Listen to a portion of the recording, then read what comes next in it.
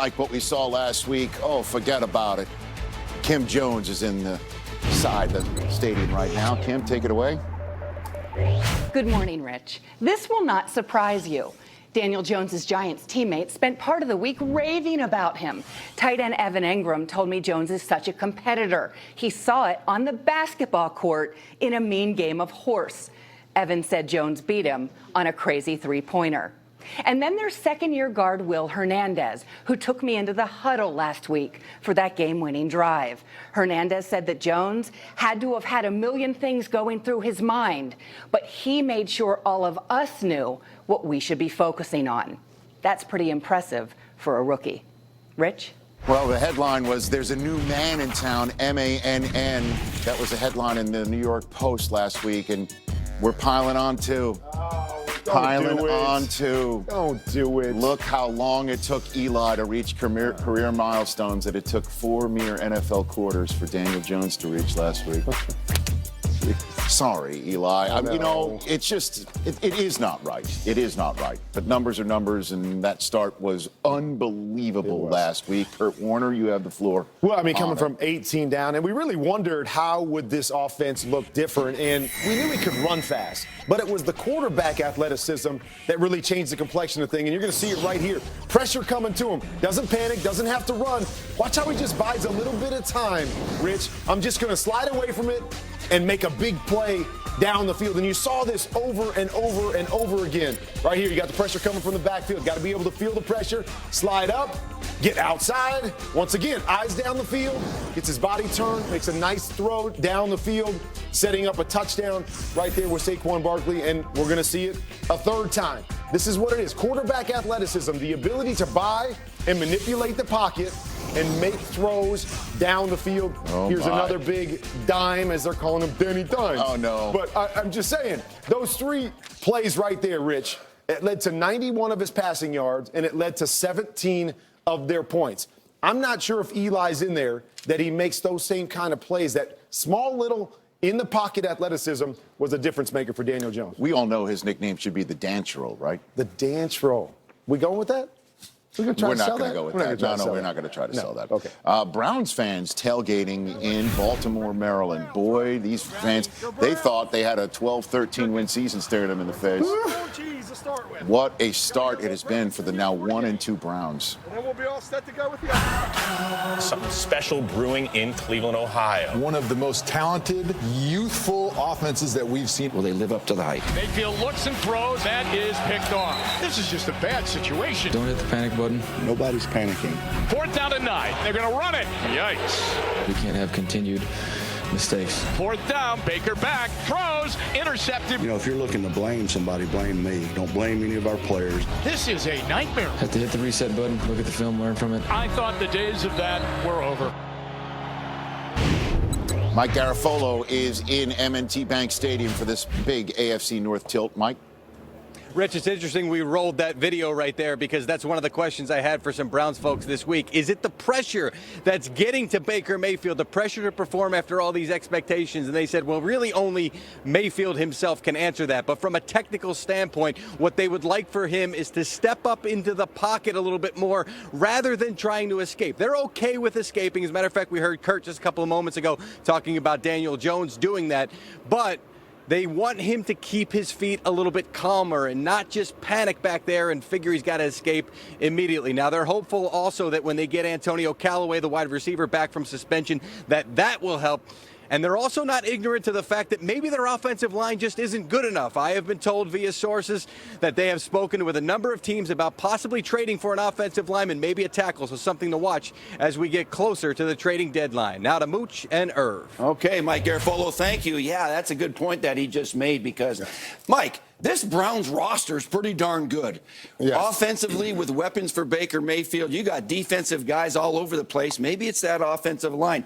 But we're going to look at the schedule, and let's talk about in September. Is this a must-win game for these Browns, Mike? Coach, I know we say it's too early to say this is a must-win. It is too early. It's September. No, it's not. Let me tell you why. This team came into this season with great expectations, Big. Coach. And forget what everybody outside of the walls of that locker room said. It's what the guys inside those walls were saying. They knew, they believed that they had a Super Bowl team. Now, you already lost to one of these top teams. Now you got to make sure, okay, maybe we're not the top team, but we're certainly tops in our division. This is a must-win game for those Browns. You don't want to be 1-3. Why not? Take a look at what's coming up here. Absolutely. Oh boy, this is tough. We are at San Francisco on Monday Night Football. That's a tough. They're undefeated, 3-0. Okay, Seattle coming. You know how it is over there. And then you're talking about. You got to see those guys. At the Patriots, at the Broncos, where the air is thin up there. This is a tough schedule. Tough schedule. And Buffalo coming behind that undefeated. You start 1-3, looking at this stretch. Oh boy! You know what this reminds me of? The Eagles, but they're back to the wall in Green Bay. And they stood up and fought. They beat Chuck. You got to beat Chuck today. Okay, speaking of Chuck, all right, there's Chuck right there. The Pats fans right there in Orchard Park. There he is now, taking on the Washington Redskins, his first home start. Daniel Jones getting ready for that, and that is the cover over Brian Billick's name. Set to be revealed in the Ring of Honor today. In Baltimore, huge AFC North game. Browns need a win in a big way. The Ravens could take a big lead atop that division in week number 4. It is time for NFL Game Day Morning. He's presented by Lowe's. My name is Rich Eisen. That's Steve Mariucci. Kurt Warner, fresh back from the heartland in Nebraska, where he watched his son play football yesterday. Good to see you, Michael Irvin. How are you, sir? I am doing great. Doing great. Great. Is that right? Yes. You had a bye week. Yes, I had a bye week. I was able to come and rest. Right. Okay, no, I understand that. This is just a general question. No. Listen, in terms of losing to Ohio State, I hear you. You're feeling pretty good about yourself after that Rutgers game, aren't you? No. That's not it, Steve. That's not it.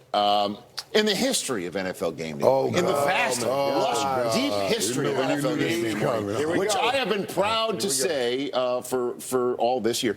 10 years I've hosted this show. 10 years I've hosted this show. I was a squeaky wheel that demanded the grease of allowing me to join you in picking games and being part of the whole contest as to who knows who will win and who does not.